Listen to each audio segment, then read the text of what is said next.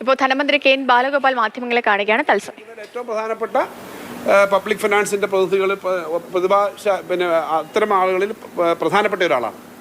അതോടൊപ്പം തന്നെ അദ്ദേഹം പറയുന്നു, ഈ ഓരോ സംസ്ഥാനത്തിൻ്റെയും വരുമാനം, ആളുകളുടെ വരുമാനം, ഇപ്പം നമുക്ക് ഓരോരുത്തർക്കും കിട്ടുന്ന പെർ ക്യാപിറ്റ ഇൻകം ഓരോരുത്തരുടെയും വരുമാനത്തിൻ്റെ അടിസ്ഥാനത്തിൽ അവർ ഒരു വെയിറ്റേജ് കൊടുക്കുന്നുണ്ട്, ധനകാര്യ കമ്മീഷൻ കാര്യങ്ങൾ കൊടുക്കും. അതിനകത്തും അങ്ങനെ മാത്രം എടുക്കരുത്, അതിനകത്തും ചില കണ്ടീഷൻസ് അദ്ദേഹം പറയുന്നു. അപ്പോൾ ഇവരൊക്കെ കേന്ദ്ര ഗവൺമെന്റിൽ തന്നെ ദീർഘകാലം പ്രവർത്തിച്ച ആളുകൾ തന്നെ പറയുന്നു ഇത്തരം കാര്യങ്ങളിൽ ഇപ്പോഴത്തെ ക്രൈറ്റീരിയ പലതും തെറ്റാണ്.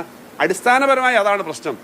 കേരളം പോലെയുള്ള സംസ്ഥാനങ്ങൾ ഉണ്ടാക്കിയ വികസനം, ആ വികസനത്തിൻ്റെ അടിസ്ഥാനത്തിൽ നമുക്ക് കിട്ടേണ്ട പണം വല്ലാതെ വെട്ടിക്കുറച്ചിരിക്കുന്നു. ആ വെട്ടിക്കുറച്ചതിൻ്റെ ഭാഗമായിട്ടാണ് അതിനെ മറികടക്കാൻ വേണ്ടി നമ്മൾ നമ്മുടെ വരുമാനം വർദ്ധിപ്പിച്ചിട്ടുണ്ട്. അതിനൊപ്പം തന്നെ നമ്മുടെ സംസ്ഥാനത്തിലെ വരുമാനം വർദ്ധിപ്പിക്കുന്നതിന് കൂടെ നമുക്ക് പിടിച്ചു നിൽക്കാൻ വേണ്ടി കടമെടുക്കേണ്ടി വരുന്നുണ്ട്. ആ കടം നമ്മൾ എടുക്കേണ്ടി വരാൻ നിർബന്ധിതമാക്കുകയാണ്. ആ കടം എടുക്കാൻ സമ്മതിക്കുന്നില്ല എന്നുള്ളതാണ് ഇപ്പോൾ അൺനെസറി കണ്ടീഷൻ വെച്ച് പറയുന്നത്. ശരിക്കും ഇവരെ പോലുള്ള പ്രഗത്ഭരായ ധനകാര്യ ശാസ്ത്രജ്ഞന്മാർ പറയുന്ന കാര്യമനുസരിച്ച് കാര്യം വരികയാണെങ്കിൽ സാമ്പത്തിക പ്രതിസന്ധിയിൽ ഞെരുങ്ങുന്ന കേരളത്തിന് സുപ്രീം കോടതി രക്ഷാകരം തീർത്തിരിക്കുന്നു. കേന്ദ്രം കേരളത്തോട് വിവേചനം കാണിക്കുന്നു. കേരളം ഉന്നയിച്ച കാര്യങ്ങൾ നൽകണമെന്നാണ് കോടതി പറഞ്ഞത്. ലഭ്യമാക്കേണ്ട വരുമാനം കേരളത്തിന് കിട്ടുന്നില്ല എന്നൊക്കെയാണ് ധനമന്ത്രി കെ എൻ ബാലഗോപാൽ മാധ്യമങ്ങളോട് സംസാരിച്ചത്.